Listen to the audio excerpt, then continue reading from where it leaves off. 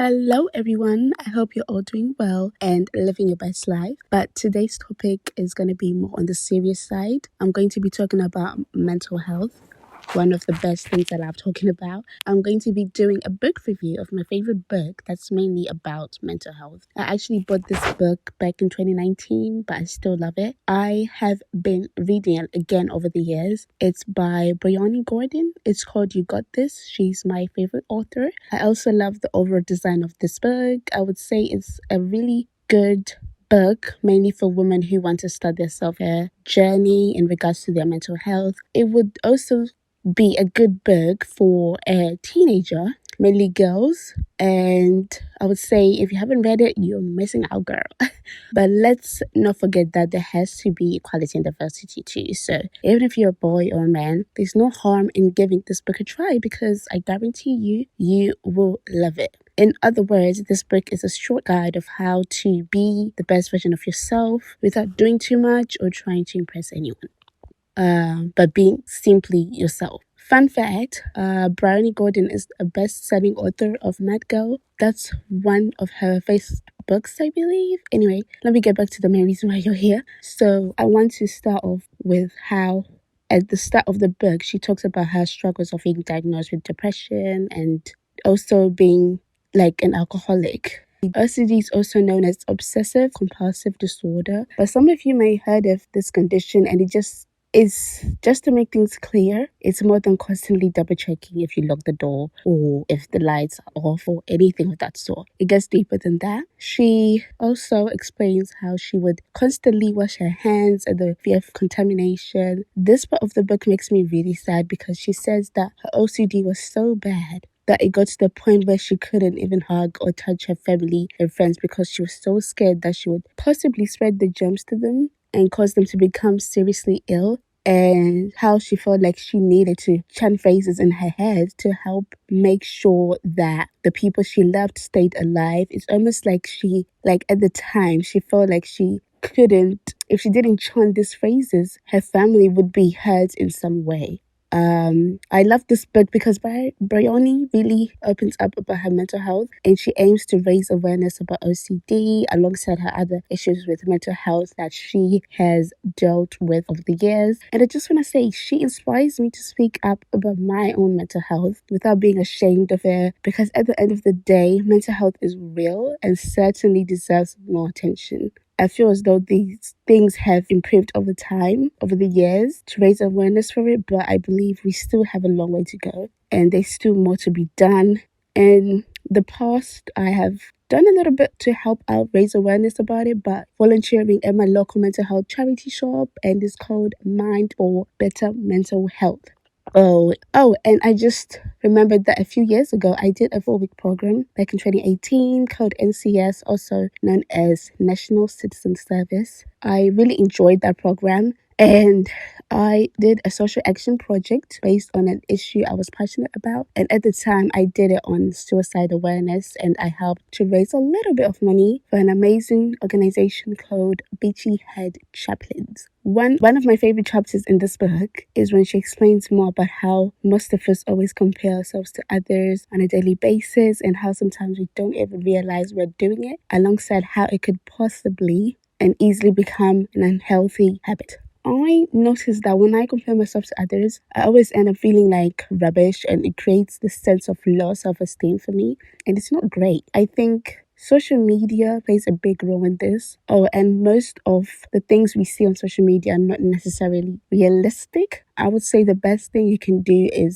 for yourself is to stop obsessing over people on social media, because when it's behind closed doors, I'm pretty sure it's a whole different story, trust me. And this is not to bash anyone or anything, it's just how I see it. Whilst I was reading her book, I decided to unfollow people who made me feel less than my worth. This can actually be a healthy thing as long as you're not being jealous of that person or being insecure about it. Other people take social media breaks. I tried that and it didn't last very long, but it's always good to try to do it maybe once a month. perhaps replace your phone with a book or going out to see your friends or something, trust me, you will feel 10 times better in someone out there who wishes they looked like you. Even if you have parts of your body that you don't like, there will still be someone out there who wants exactly what you don't want. Like they say, another man's trash is another man's treasure. So let's keep that in mind by starting to embrace who we truly are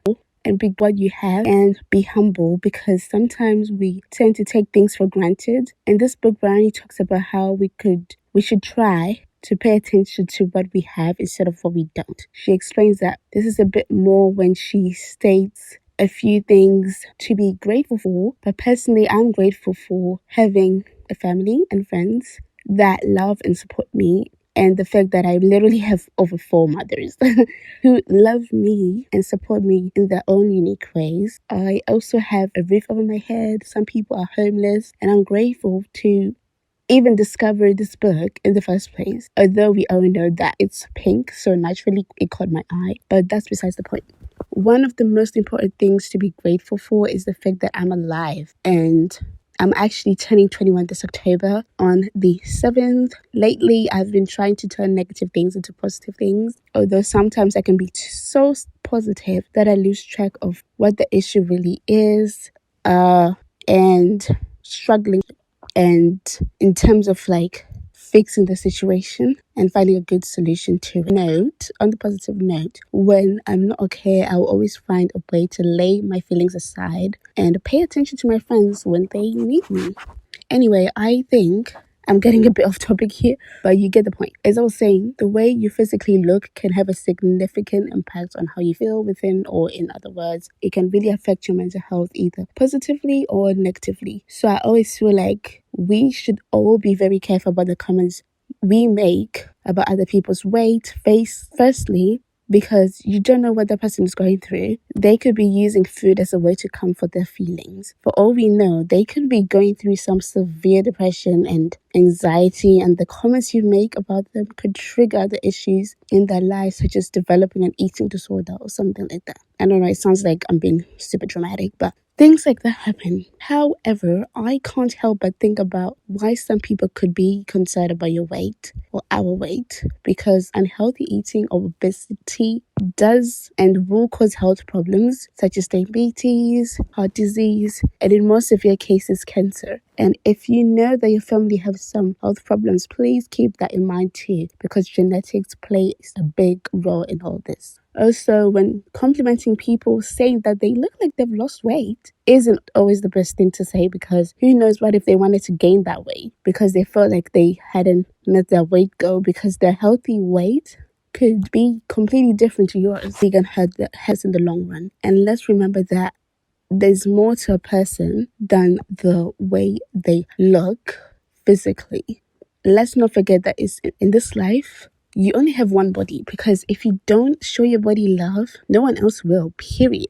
Another thing I think can significantly affect your mental health, but mainly for young people, is school and their grades in general. I gotta say, parents who encourage their children to push themselves in school to do well are absolutely amazing, because sometimes a little push is all we need. Another thing that I think can significantly affect our mental health Another thing I think can significantly affect our mental health, but mainly for young people, is school and their grades in general. I gotta say, parents who encourage their children to push themselves in school to do well are absolutely amazing, because sometimes a little push is all we need to realize our full potential. However, some young people feel as though if they are struggling in school, their life is over or they're completely doomed. This is not the case at all. Doing well in school and accomplishing your goals is great, but for some young people, it can be very overwhelming, and this then affects their mental health. School is great. It's the greatest invention of today's society and takes us to amazing places we wouldn't normally go to if we didn't have a good education. However, we shouldn't let school take over our young people's lives, because this can be extremely overwhelming, especially if society is pushing them too much. This can cause them to have depression and anxiety because they will feel like they always have to get everything right. But then again, these young people are still human. They can only keep and remember a certain amount of information in their brains. And comparing them to other students their age will not help. It's only going to make them feel worse. Let's not forget that every child and young person is different, and let's try to keep an open mind that there is more to life than school. Don't ever feel like you would die without it. There are a few things that Bryony talks about in regards to school that I find quite interesting. The first one being the fact that there should be a few lessons we all should have been taught in school. For example, she states that, well, in my words, that not understanding maths or English doesn't make you any less of a person. It doesn't make you a failure. Some people are slow learners. They simply need extra support for their academic studies. That's all. I don't know if you guys believe in God, but I do. And I don't actually think school is in the Bible. Like, it's actually not. I want you all to remember that God will come back one day. Could even be today. Who knows? As long as you're ready, you'll be good to go. The point I'm trying to make here is when God comes, He's not going to care about what subject you're good at school or how smart you were. Because once you're in heaven, none of this stuff we do on earth is going to matter. I feel like He won't care about what you were doing to work hard, but it's more about the fact that you worked hard regardless of what it was. Working hard also means different things to different people. Back to education now. Some people are still very talented in other things. If you know and you believe that you're talented at something, go ahead and do it. Don't doubt yourself because, like I